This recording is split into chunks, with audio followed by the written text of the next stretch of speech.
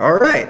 Welcome to Radio Royale, our very own radio show here on our Discord server. By the way, for everyone new to our community, we're Yakuza Majima posting Royale, an offshoot of the very old group called Yakuza Majima Posting, your one-stop shop for all memes related to the Yakuza franchise. Okay, us in the moderation team of this little community decided to start this radio show so that we can have other programs. So we can have programs that will engage everyone here on the Discord server because we see a lot of activity going on in here, not just in the group, and we'd like to encourage that. So thank you all for listening, and thank you for coming over. So what's Radio Royale about? It's well, like I said earlier, it's a radio show, and it's gonna be mostly me, just talking my ass off and playing music related to the franchise.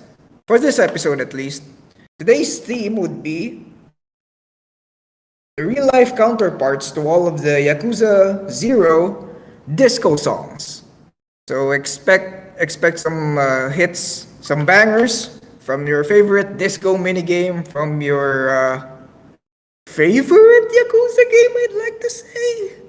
Well, a favorite for a lot of people, apparently. Yakuza 0 is is the game, if not the game, that most people have started with. It's an easy intro to the franchise, but it's mostly full of fan service from the previous games that came before it because the series didn't start with 0. And Rhythm Bot is not on the stage. This is odd. He was here a while ago. He's an audience. I'll make him a speaker then. Hold on. Invite to there you go. Thank you. So do you hear the sexy jazz now?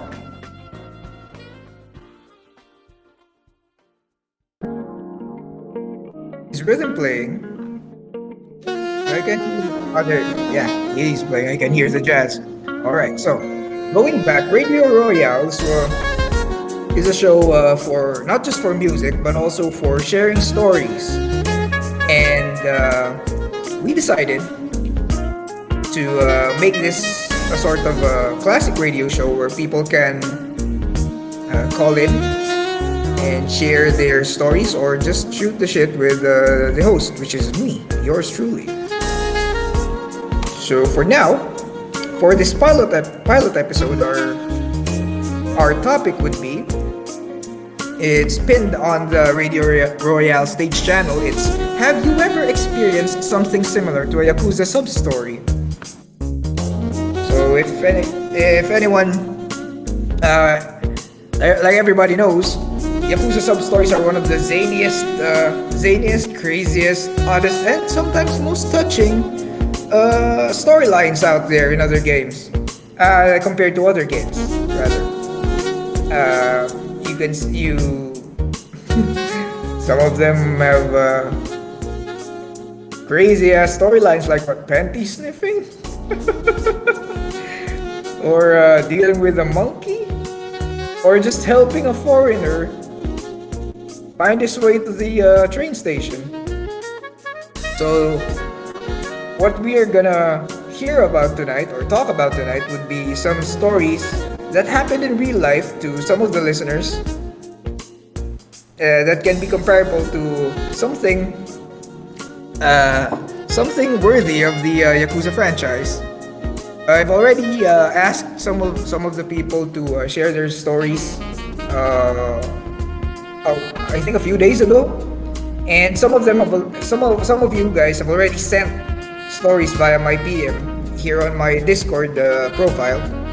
I'm gonna read some of them, but if you guys have crazy stories prepared, you can also request to speak. There's a function where you can request to speak out there in the stage channel.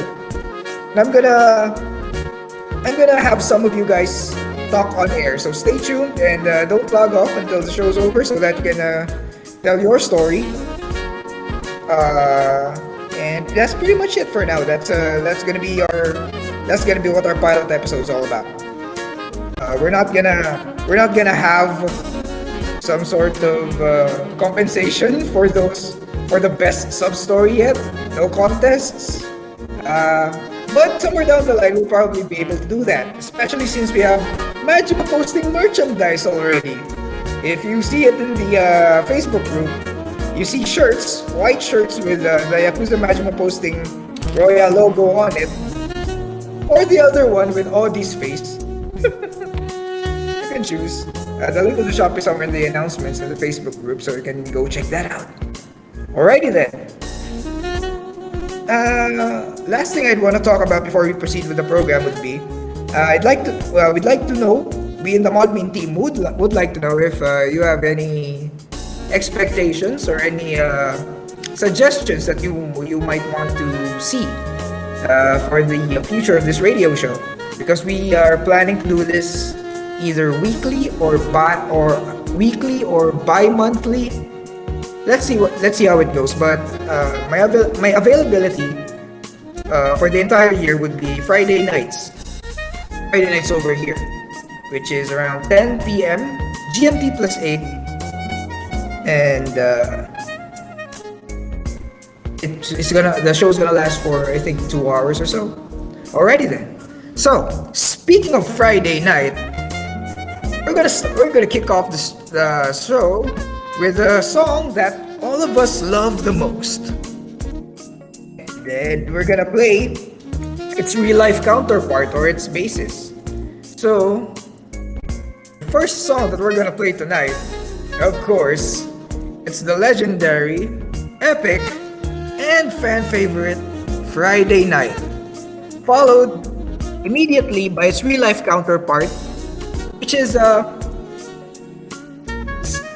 it's less of the specific song and more of the genre, I'd like to say. But it's a song. It's a European song that became famous in Japan around the disco era, and it's called "Into the Night" by Michael Fortunati. But the other song that got famous in Japan, which sounds very similar to Into the Night, is Give Me Up by the same artist. So I'm gonna play those three songs.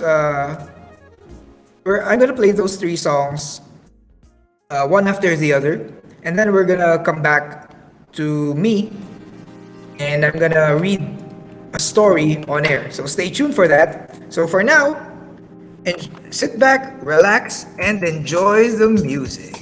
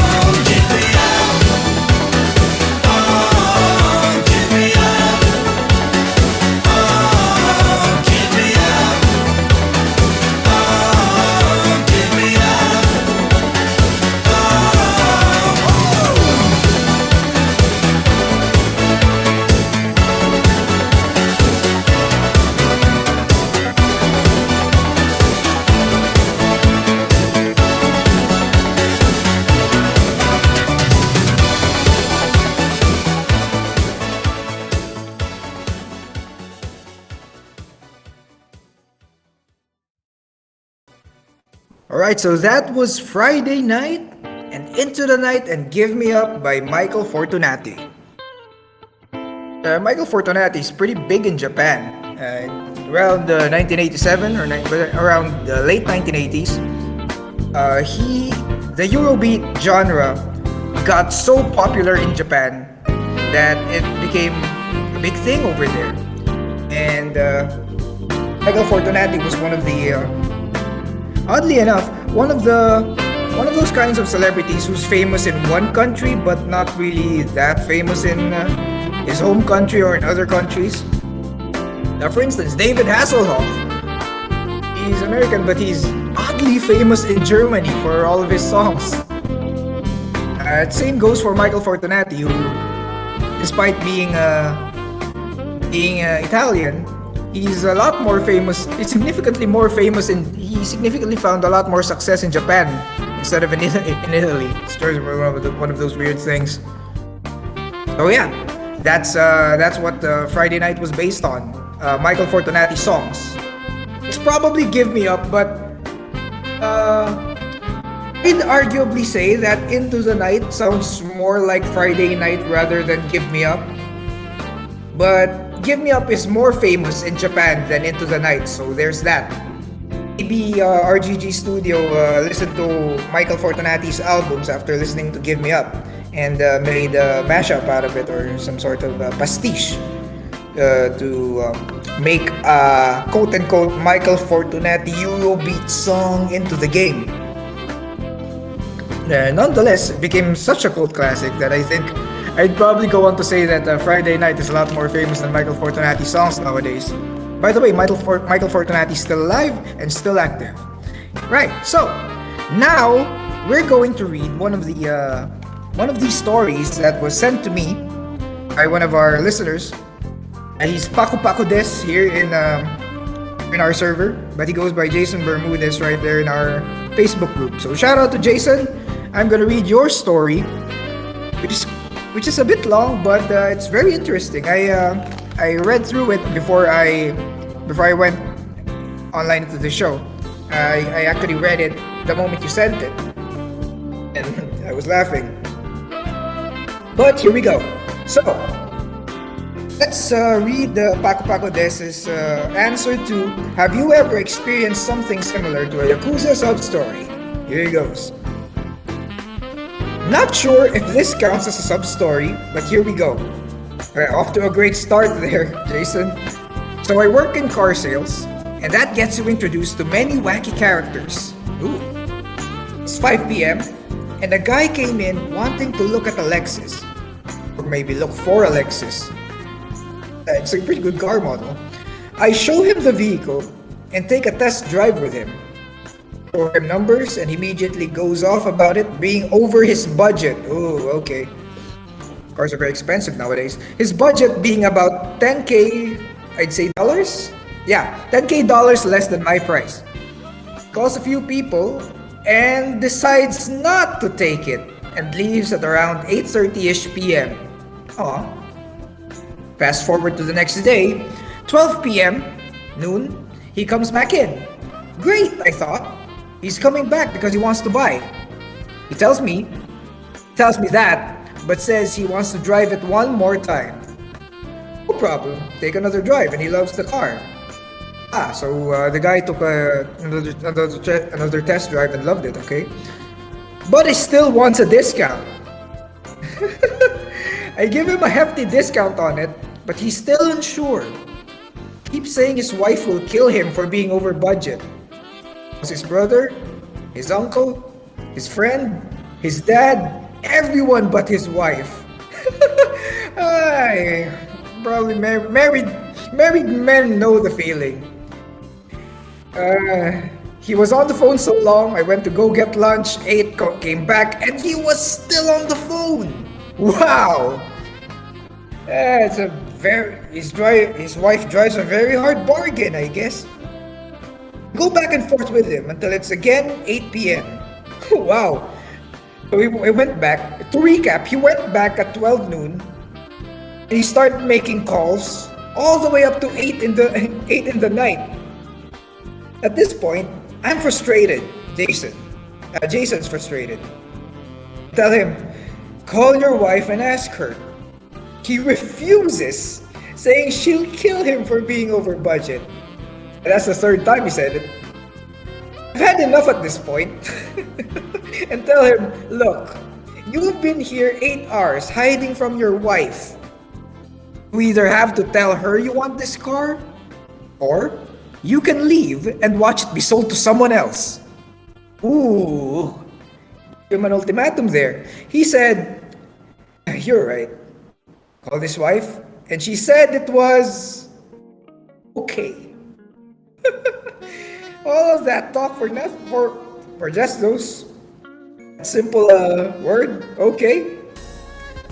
Got the deal written up, clean, and they got the car out of the dealership by 10 p.m.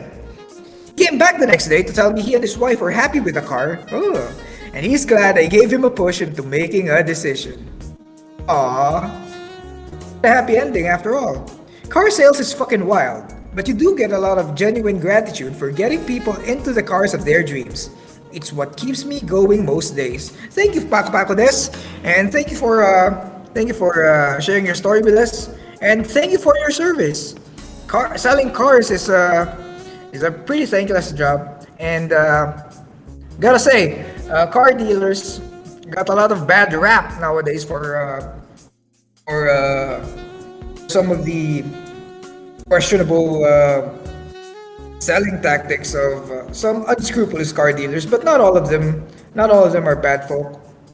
Case in point, Jason Bermudez or Paco Des here in our server. He made sure that the customer gets what he wants, and made sure that he makes a sale. That's pretty good. Jason Bermudez, you are based. So that's it for one of our sub stories for now, and we're gonna read the rest later. Or, for a change, I am going to accept a speaking request for someone who is gonna tell a story after the next set of music that I'm gonna play. Feel free to send your speaking requests right now so that I can approve some of them later. And you can speak with me on air. We can talk about your story.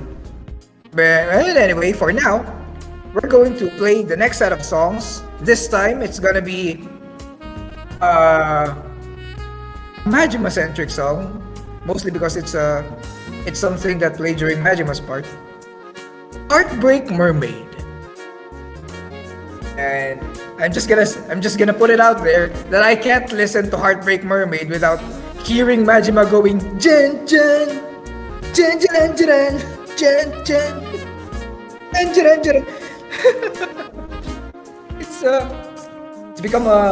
It's my mind has Pavloved its way into telling me, into adding Majima's shouting into that song. I can't unhear it anymore. So anyway, that song is based on a real-life song called Samishi Net Taigyo by the Japanese duo Wink. And if you translate the name of the song, it's Lonely Tropical Fish.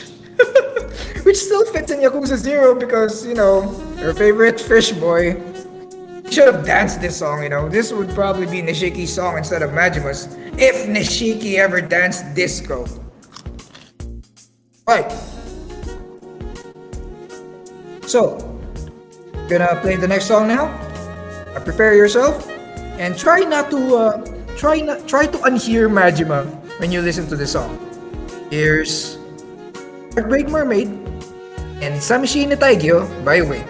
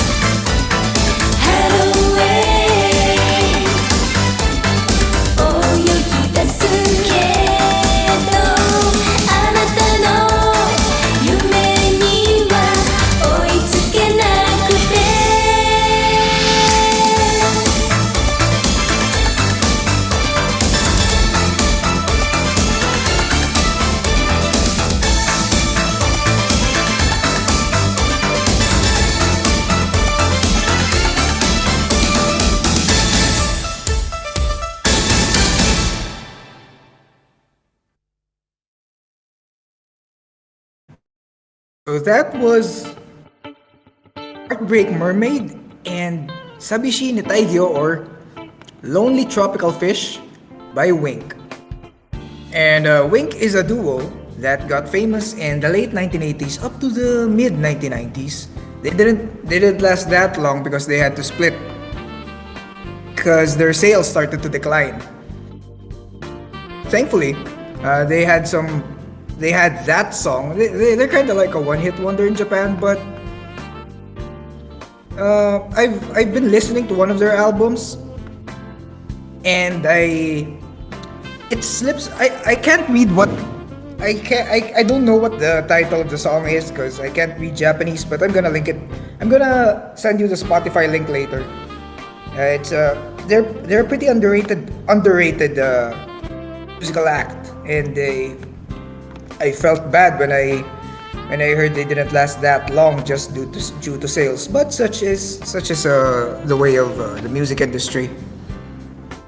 Though the one half of Wink though, Shoko Aida became became a successful solo artist in her own right, and she was active up until 2004, and then she retired and led a private life. She's married and has a kid now. Oh, that's pretty good. Oh, after that set of songs, we're gonna try to listen to another sub story. Speaking of which, let's see if this works.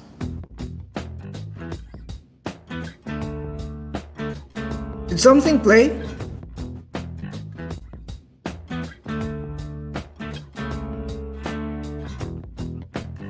Damn it, I can't hear the music bot. Alright, I'm going to boot rhythm for a while and see if it works, cause there we go. Hey, rhythm.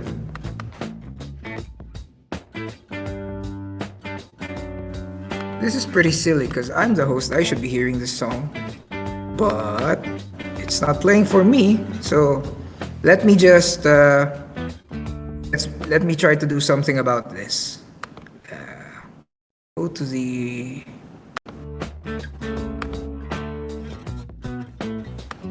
So while we're waiting, just keep on sending your sub stories, and if you have any interesting stories to tell, that's pretty wacky or pretty crazy, go ahead and just share it, and either say it in discussions or send a quick invite. Is the rhythm still playing?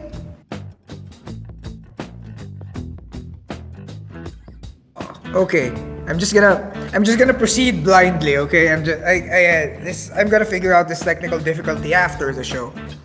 So for now, let's go. Let's proceed. So I was able to see someone here say that they're gonna share a story, but I'd have to scroll up. I think we have to scroll up and see who that was. Jan? Jan, are you going to share a story? You want to? Maybe later. Alright then, so Odi, Mr. Siswanto, you are going to share a story. I'm going to invite you to speak, and then you're going to accept it, and then you're gonna become a speaker. All right? Let's try this. Summoning Mr. Siswanto. Invite to speak sent. Yes, yeah. Here we go. Hi, Audie. Hey, everything is scripted, eh? We're actually doing this. What the hell? Yeah. Wow. So, Okay. So, all right. glad to have you on the show. Yeah. So, we are talking about some stories, right? No, I will not scream on the Akbar. I will What not. did you say? What was that? I would not scream Allahu Akbar. Stream what? Scream Allahu Akbar. Oh, don't do that. Yeah. Okay, so I don't remember what year is. Wait. Is my voice clear to everybody or not? It's clear, right? It's a bit loud. Okay. So Try moving I don't away from the remember mic. what. Okay. Wait. Is this good? Is this good? Move backwards. Is this good? It's good. There you All go. right. No, I would not say Amogus. I would not. All right. I don't remember what year is it. I think it was 2018 or 2019, and it was during the time when. Do you guys are familiar with DC Comics? Yeah, I think people are familiar with DC Comics. You know, the Flash Pretty and sure stuff. they are. Yep. Yeah, back then. I like how Back you then. didn't say Batman. You went straight to the Yeah. Flash. People. Basically, back then they announced about. I forgot what is it. I think it was the Flash or something like that. The Flash movie, you know, multiverse and stuff, and basically, the back then on the TV series they got a big crossover. Maybe you guys know about Crisis on Infinite Earths, perhaps. Yes. Yeah, it happened. Yeah, so You're talking about the animation series, right? Like when they No, announced that they're the gonna make an CW. animation series. The live action CW. Oh, it's legend. It's in Legends, right? Yes, in Legends and stuff. Yeah. Right. Go ahead. Yeah, so back then I'm already I've been away from the spotlight for a while. Nobody remembers who I am anymore back on that year. So I saw a tweet that basically said shit about it. Beware! I don't like this. I don't like the content. I don't like Crisis. I don't like the Flash. But I'm quite annoyed with the critic. It was something about Marvel, something like that. The whole Marvel versus DC logic and stuff. So yeah, I decided to come into the tweet, comment on the tweet, something like that in Twitter. And well, it goes haywire. Because people immediately say, wait, is this Audi? Is this that Audi? That Audi from that page from 2016 and 2017? That You Audi that attracted the Indonesian hive mind. no. It's basically Indonesian versus Indonesian. It's basically people like that scene where Kiryu Kazuma. Yeah, I get it. Yeah, people basically wait, it's Audi. Come on, it's either it's rally for him, support him, or fuck him. So it basically became a clusterfuck that I doesn't even expect. Like people still remember me. I don't even tweet more than 5 tweets. I don't even tweet more than 5 tweets. They still know you. Yes, no, it's not about people still know me or what. No, people literally continues they continue the war, they continue the tweet war. Even when I only tweet 5 tweets and I'm gone. and the worst part is, basically it turns out that the guy who tweeted that. Basically, one said DC Comics fans are terrorists, unironically, because of the Snyder Cut movement.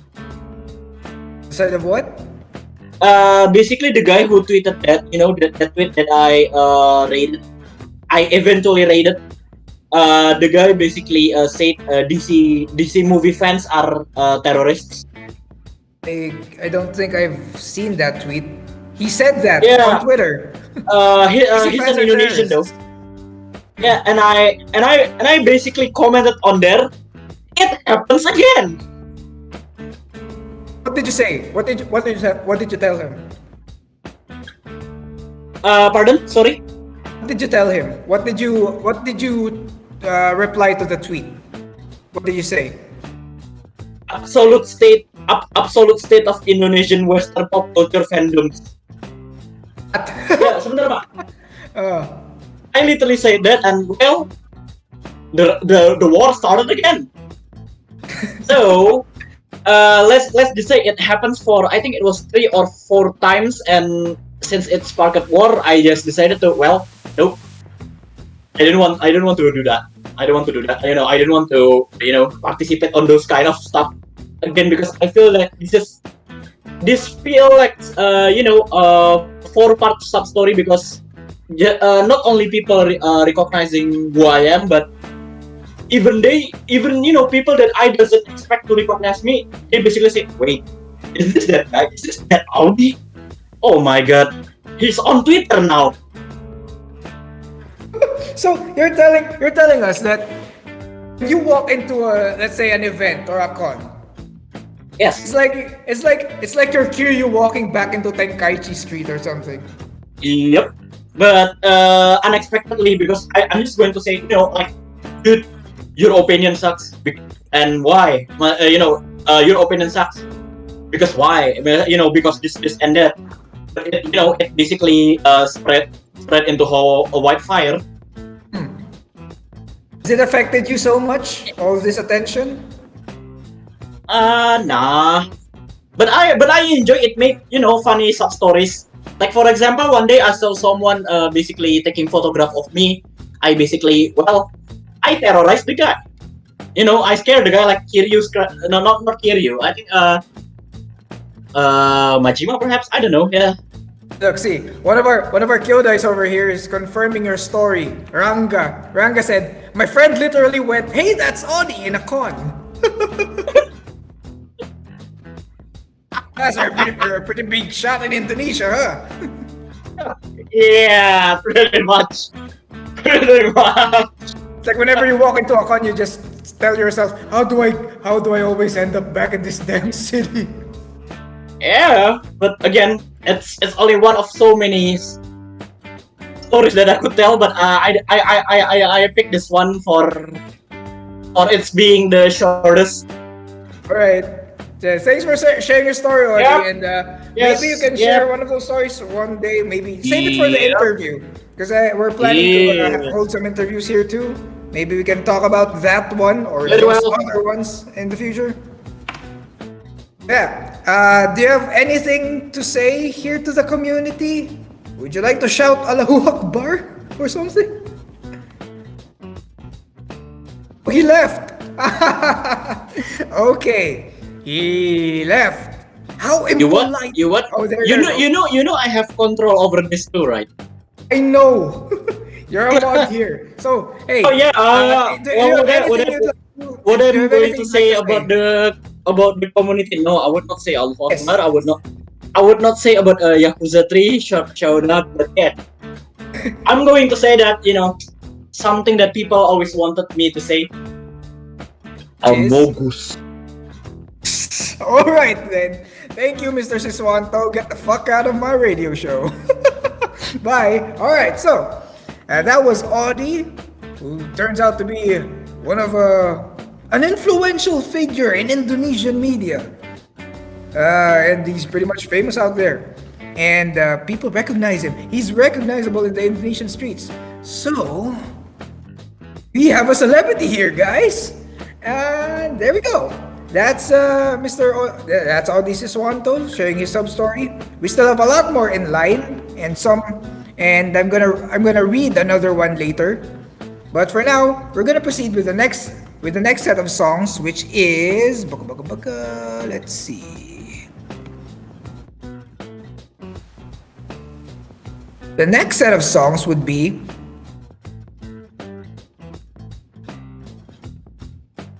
I wanna take you home. It's based on David Bowie's famous song Let's Dance, which is again another famous hit in Japan.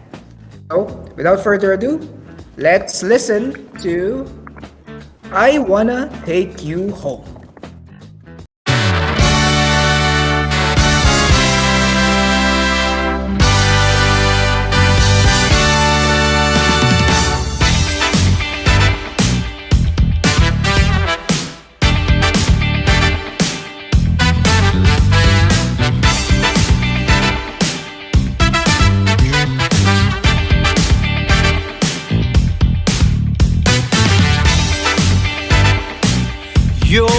sweetest call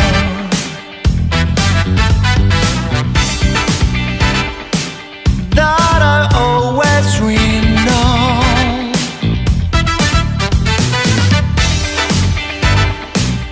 You are like the perfect girl that I ever met before. I'm feeling like quiet to see, 'cause you take my breath away. You are the only one, only love for me.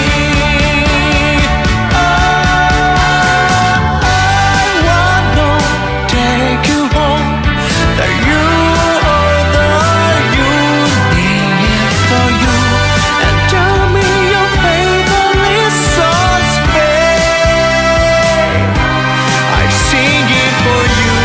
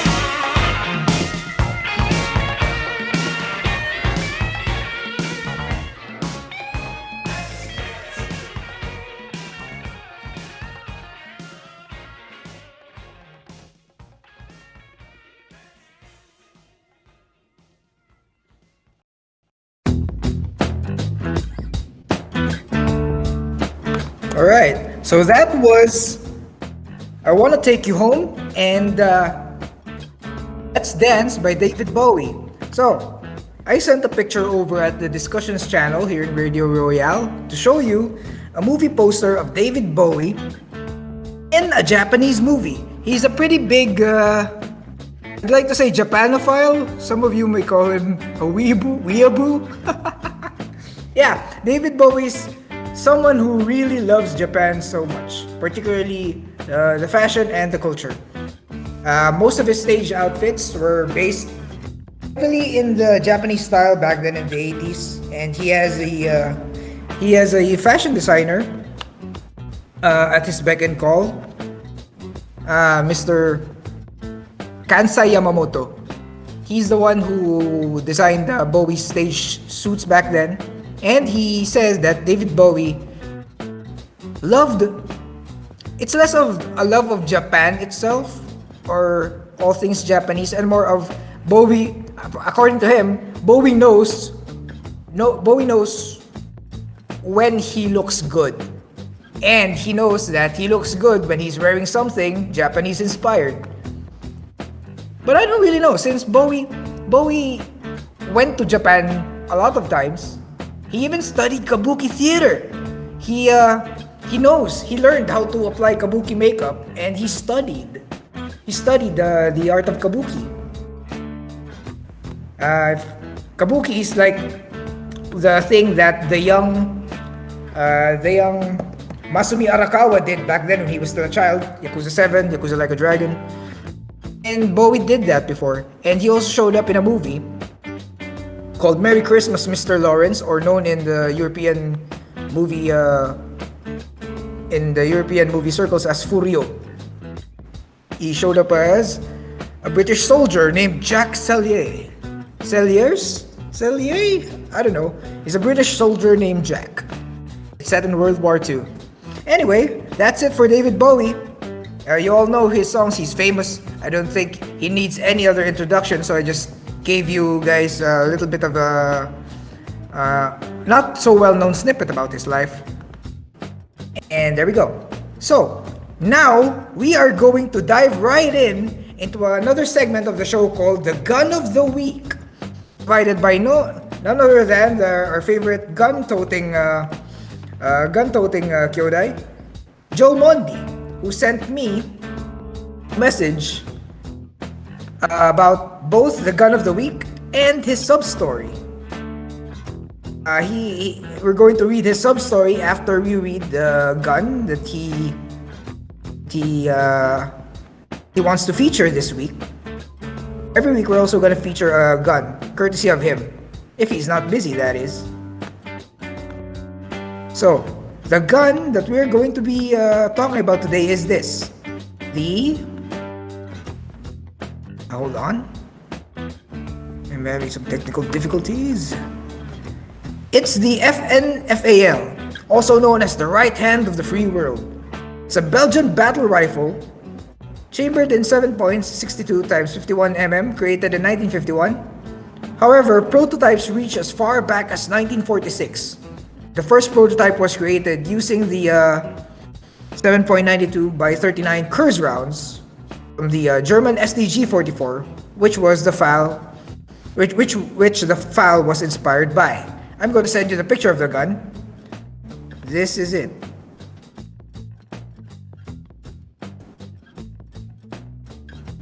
There we go.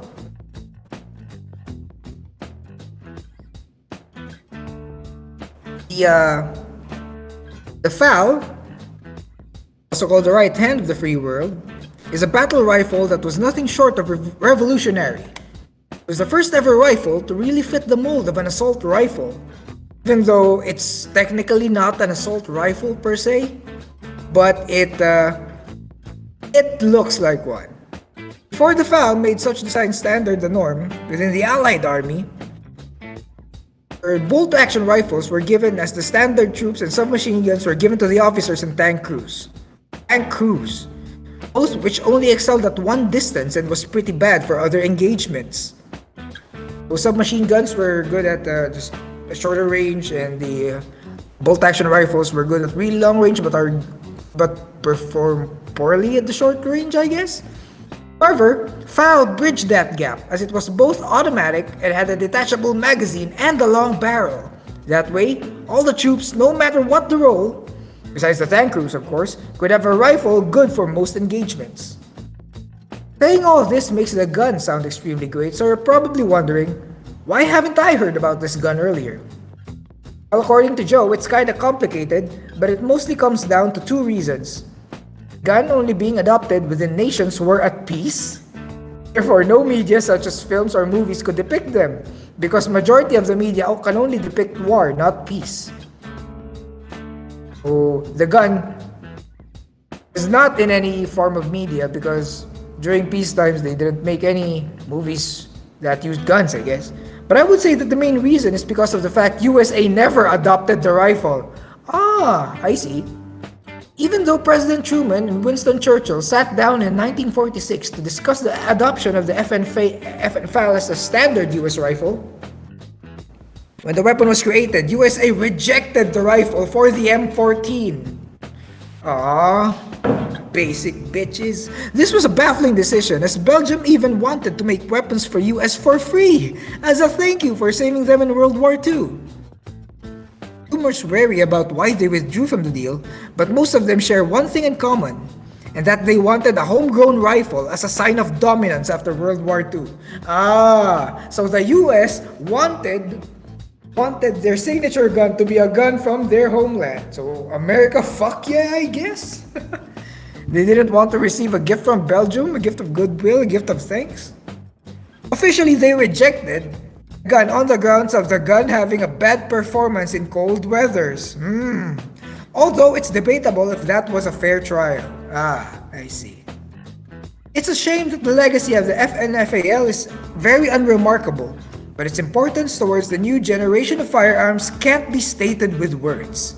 At least if nothing else, the rifle can flex that it was adopted by over 90 countries, a feat that not many firearms can claim. So that's it, the FN-FAL, the right hand of the free world, and the one that got away in United States of America.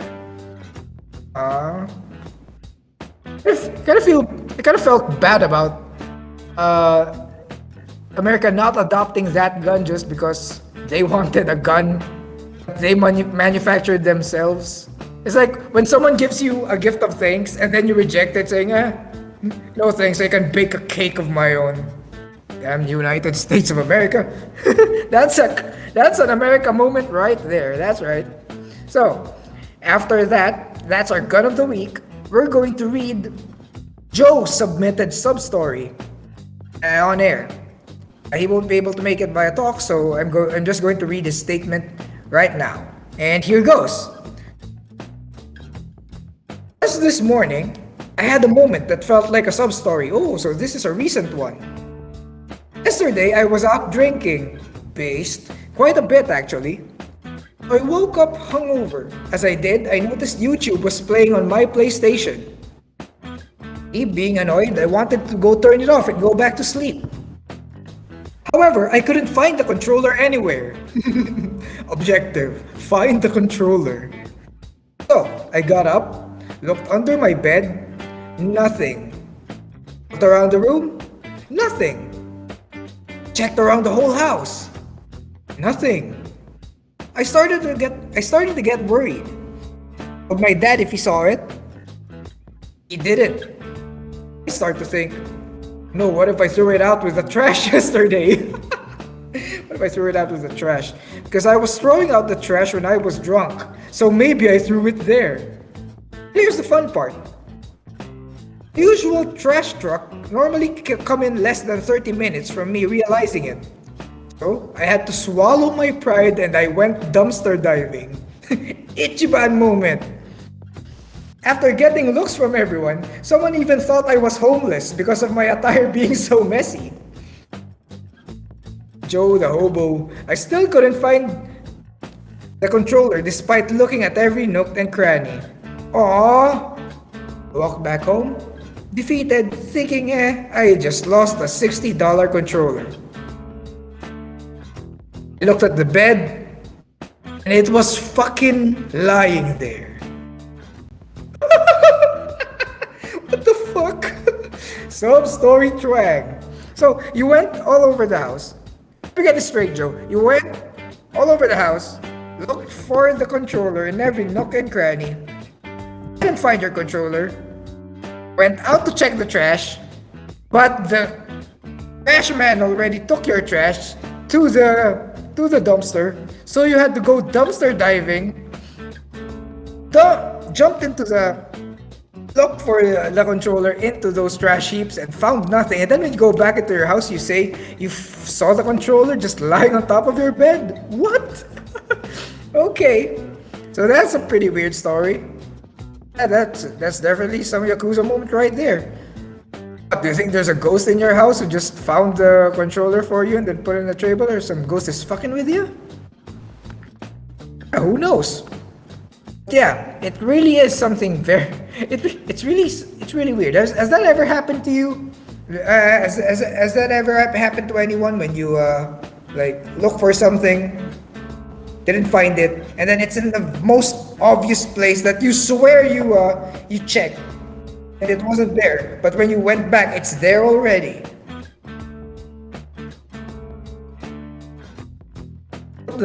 Like, I don't even know what to think, man.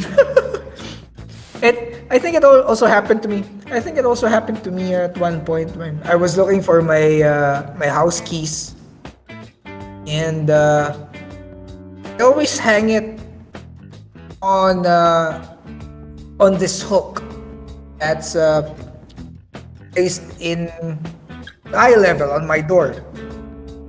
But one day I didn't find it there, so I went around my usual place in the house, in my room, all the locations I might have placed my keys usually, and I didn't find the keys there. Turns out I left the keys in the doorknob outside of the house, outside of the front door. Thankfully, no one took my goddamn keys, because that key also holds the key to my office. That would be I'd be fucked if I lose all those keys, because I don't have duplicates. Come to think of it, I probably should make some duplicates. Yeah, right. Yeah, thanks for reminding me about it, Joe, indirectly. So yeah, thanks for your story, Joe. We're gonna play our next set of songs right now. So just finished playing David Bowie's songs. David Bowie's song, Let's Dance. Now we're going to move on to another set of 80s hits. And this one is called Queen of the Passion. I'd probably say it's my second most favorite song in the disco songs, just because in the Yakuza 0 disco selection, just because of how intense it is. And most of you already know what this song is based on, I'm pretty sure. Because it's a pretty famous song. It's called Venus by Bananarama. That's what the Queen of the Passion is based on. Venus. Like, I'm your Venus, I'm your fire, your desire. That song. So we're going to play both of them, and then you judge for yourself if they really got the beat right, or the feel of the song right. Here's Yakuza 0 with Queen of the Passion, and Bananarama with Venus.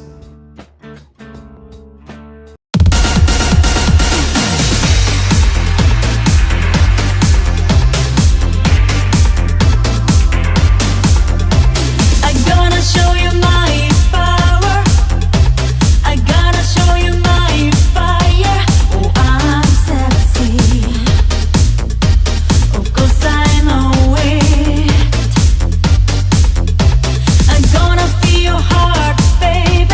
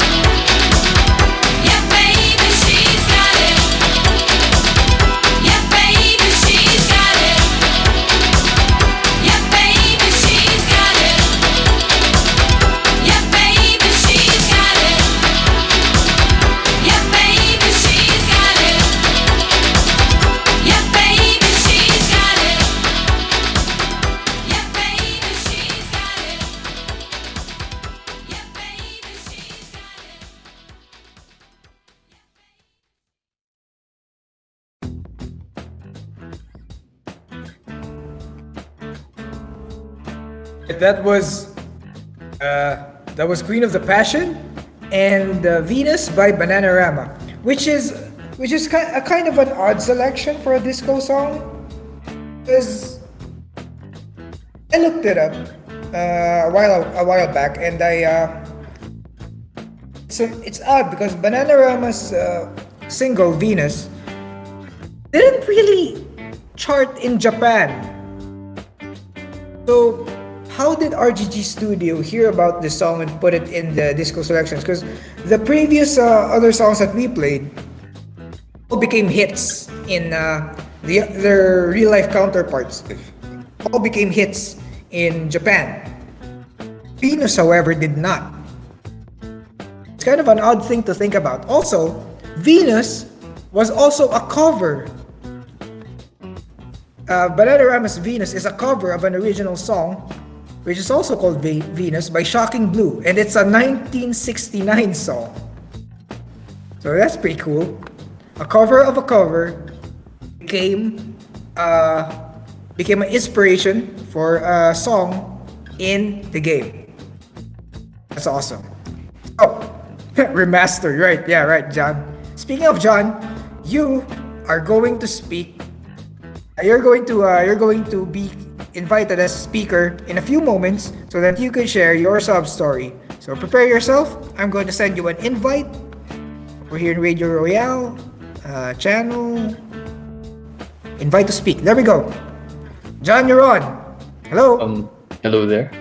Hi. Hello there. Welcome to the Radio Royale show. How are you doing? I'm fine as of the moment. It's kind of cold right now since it's like 11:36 p.m. or something. 6 p.m. Yeah. Where are you from? Where Philippines, time of course. Philippines. What do you mean it's 6 p.m.? 11:36. 11:36, right. Oh yeah. So, we have a fellow Filipino right here, guys. Please be gentle Yes, with sir. him. No, it's fine. No, it's fine. I want to get roast or something. Which part of the Philippines do you hail from? From Mindanao. Yeah. I see. How's the COVID situation going over there? Well, I don't usually go outside, so yeah, I just stay in my house and probably do some business going on. So yeah, I think it's fine. It's fine. Do you do your groceries? Do you use Oh, delivery yeah. services? I see. I think we have a public market right here, but we have to stay safe as usual. Wear a mask and also face shield, so something like that. Do they require face shields over there too? Is it a national mandate? No, I think it's not. It's probably just, I don't know, for safety reasons, but probably the important thing or the compulsory is the face masks. Actually, face shields aren't really gonna help much regarding the Yeah. COVID situation, but our government, well, I can't get political over a radio show. Let's just, I won't, It's fine. I don't wanna, yeah, we're not gonna go there, but really, scientifically speaking, double masking is more than enough. One cloth Yeah. and one surgical. So anyway, what's the story that you're gonna share with us today?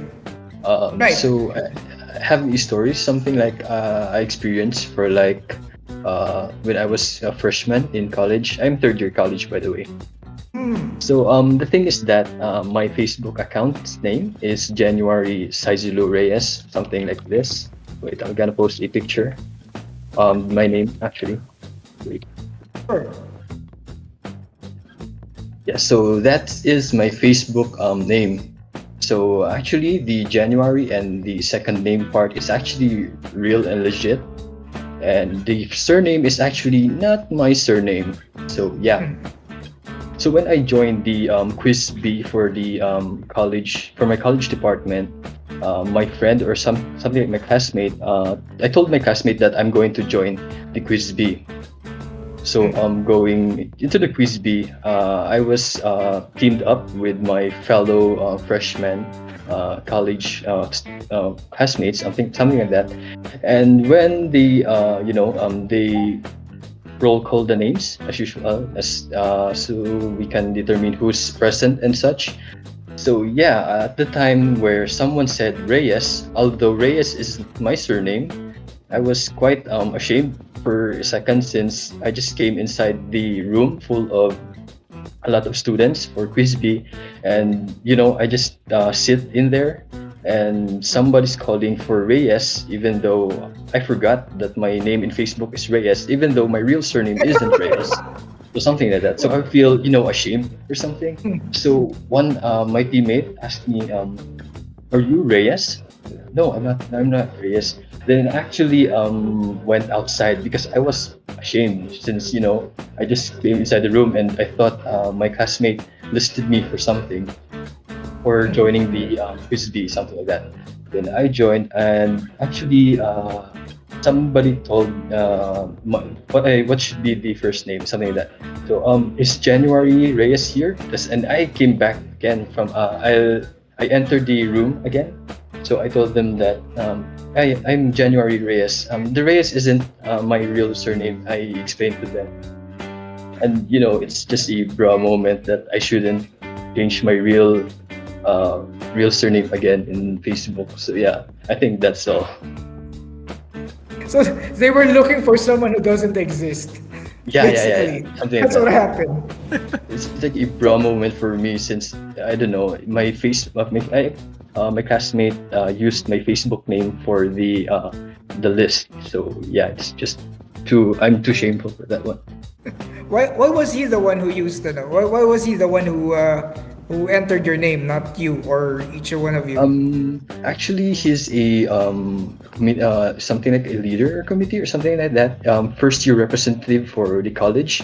So he's actually one of my friends. So I told him that actually he's not like an old friend. It's actually like a first friend for college or something like that. So yeah, he doesn't know my real full name, and he just used the my Facebook name. I see. Yeah, But that's what it that is. was a How long did that take? The one when they tried to figure out who the hell January Reyes is. Who the fuck is Actually, January Reyes?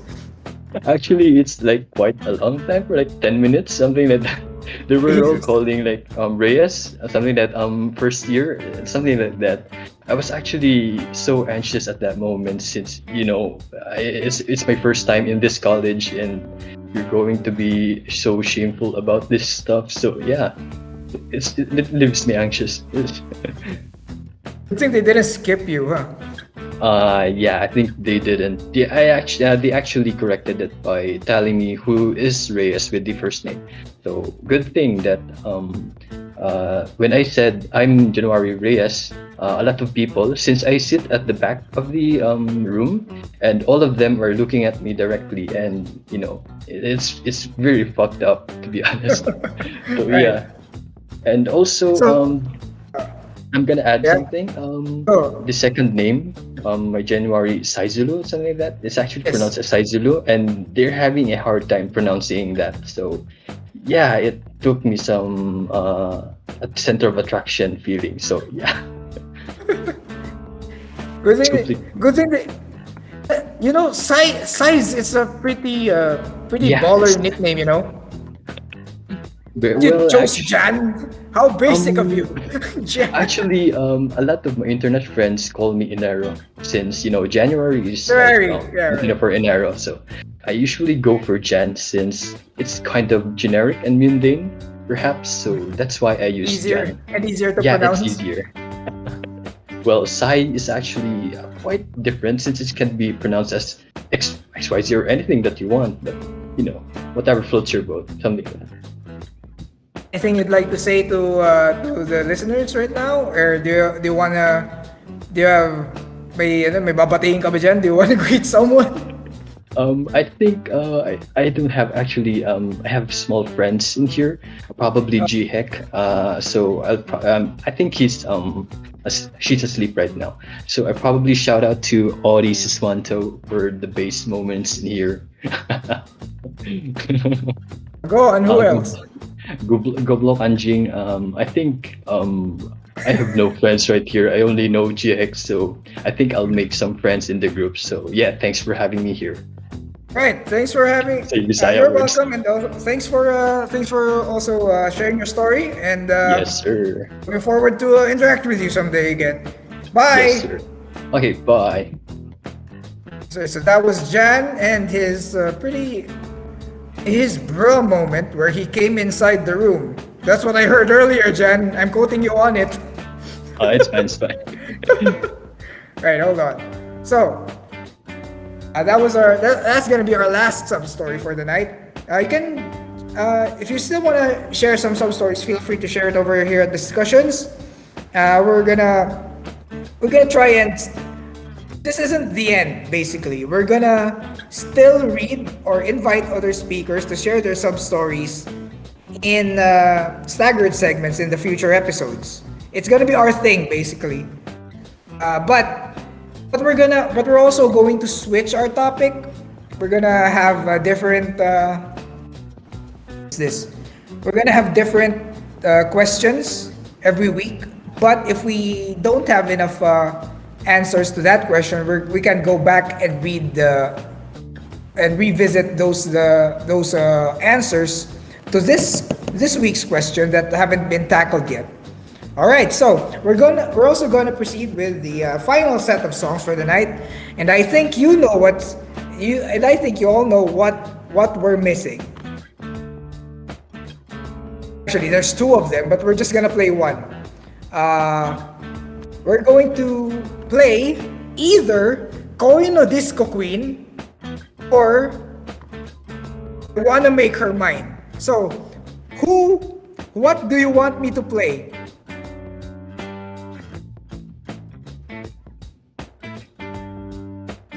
Oh, not the Dami Dami song. Anything but the Dami Dami song.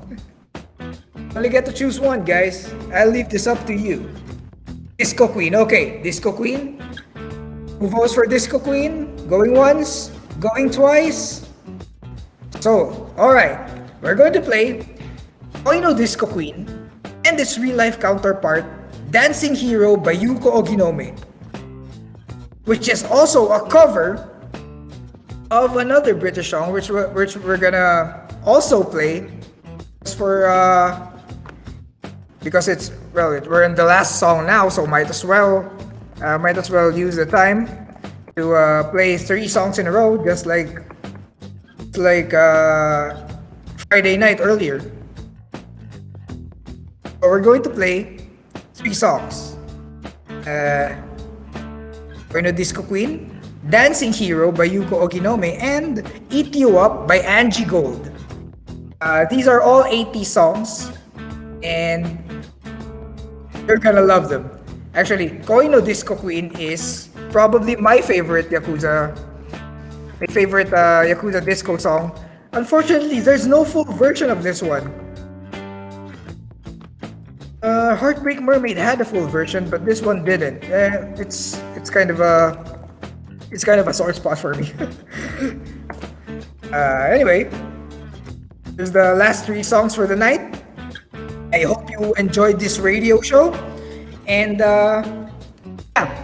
I'm gonna probably say some closing remarks after all these 3 songs, so stay tuned for that one. But for now, enjoy. Here's Koino Disco Queen.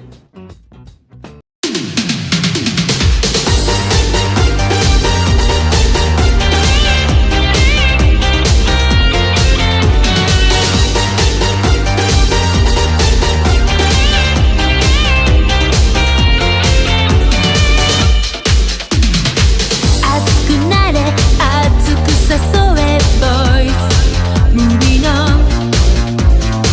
熱くなれ熱く惑わせ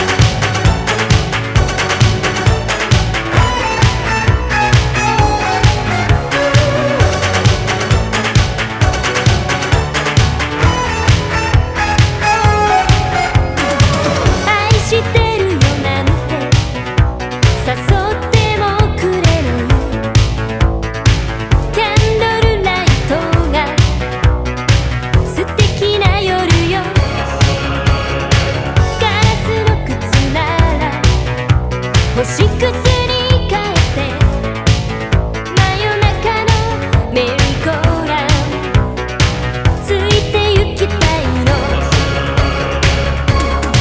今夜だけでもシンデレラボーイ Do you wanna dance tonight ロマンティックをさらって Do you wanna hold me tight ちょっと気取ったシンデレラボーイ